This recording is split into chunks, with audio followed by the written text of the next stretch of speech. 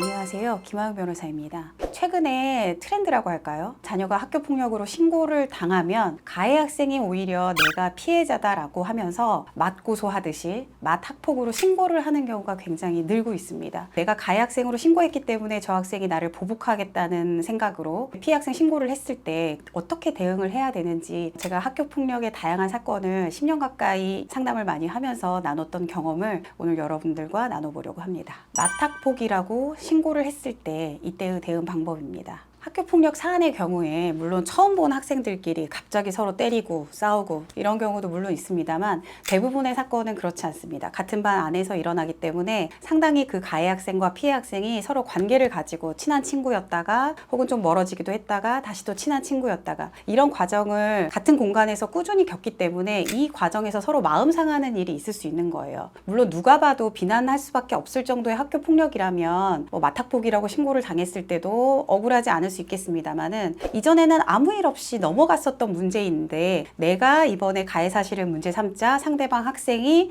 그럼 나도 피해자다, 옛날에 너도 이런 적이 있었다 라고 하면서 학폭으로 신고를 하게 되는 거거든요. 그럼 이런 경우에는 과거의 일이기 때문에 그 과거의 일을 사실 생각해내는 것도 쉽지가 않습니다. 그렇지만 어쨌든 신고를 당했으니까 최대한 생각을 해봐야죠. 그래서 아이와의 대화를 통해서 그런 행동이 실제로 있었는지 그 내용에 대해서 좀 파악을 하셔야 되고요. 그렇게 해서 심의위원회로 갔을 때는 이게 어떤 의도적인 가해 행위가 아니었다는 점, 그리고 그때는 사실 관계가 좋아서 별 문제가 없었다가 내가 학교 폭력을 당해서 신고를 했더니 이제서야 신고를 한 것이다 라는 점을 좀 피력을 하셔야 될 것 같습니다. 실제로 이런 요즘에 맞학폭이라고 해서 신고를 당하고 가해 학생이자 피해 학생, 그러니까 두 개의 신분으로 학교폭력심의위원회에 출석을 해야 되는 경우예요. 그래서 이런 점에 대해서는 조금 더 치밀한 생각을 많이 해서 접근하시는 게 꼭 필요합니다. 우리 자녀가 피해 학생으로 이제 가해 사실을 신고를 했는데 오히려 상대방 쪽에서 나를 가해자라고 신고했을 때 그 내용이 물론 순서상으로는 두 번째이긴 합니다. 가해 사실 신고가. 그렇지만 무시할 수는 없는 거죠. 그러니까 어차피 가해 학생의 문제가 꼭 생기기 때문에 이 부분에 대해서는 적극적으로 그런 가해 행위가 없음을, 그리고 이게 나의 피해 신고에 대한 가해 사실 신고임을 좀 확인을 하셔가지고 적극적으로 대응을 하셔야 됩니다. 내가 피해 사실을 신고했는데 상대방이 오히려 나를 가해 학생으로 신고를 했죠. 그러면 나로서는 피해 학생 그리고 가해 학생 두 가지 신분을 얻게 됩니다. 그러니까 사안이 두 개가 되는 거죠.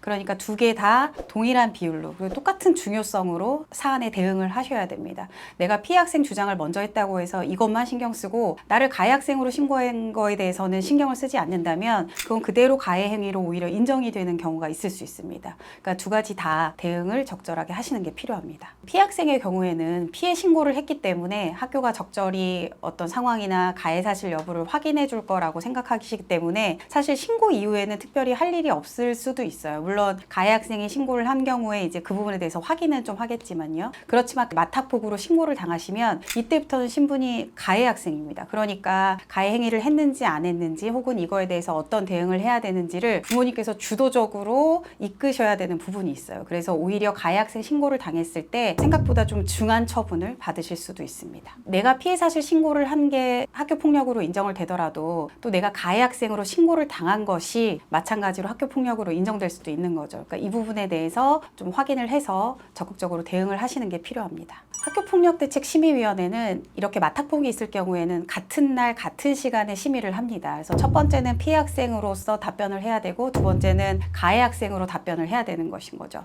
그러니까 전혀 반대의 상황에 동시에 맞닥뜨리기 때문에 이 부분을 좀 오해하시면 적절한 대응이 안 될 수 있습니다. 왜냐하면 피해 학생으로 해야 될 말과 그리고 가해 학생으로 해야 될 말은 철저히 다르잖아요. 그래서 이 부분이 조금 어려우실 수 있기 때문에 사실 변호사를 선임하면 그 부분에 대해서 충분히 대응할 수 있도록 말씀도 해드리고 주의사항을 충분히 알려드리기 때문에 이런 경우에는 변호사를 선임하셔서 적극적으로 대응하시는 것도 도움이 많이 되실 것 같습니다. 가령 먼저 피해 학생으로서 얘기를 했을 때 이 가해 사실에 대해서 굉장히 상처를 많이 받았고 학교 생활이 굉장히 어렵다 이렇게 피력을 하셨는데, 이 다음 사안에서 바로 가해 학생으로 질문을 받으면 답변하기가 어려우신 거죠. 그러니까 아까처럼 피해 학생이 어려웠겠다, 힘들었겠다 이렇게 피해 사실이 부각이 되게 되면 가해 학생은 사실 더 중한 처분을 받아야 되는 게 맞는 거잖아요. 그러니까 본인의 역할에 따라서 답변할 수 있는 범위가 다른데 이 두 부분을 오해하시면 오히려 가해 학생으로 질문을 받았을 때 답변이 막히는 그런 순간이 올 수도 있습니다.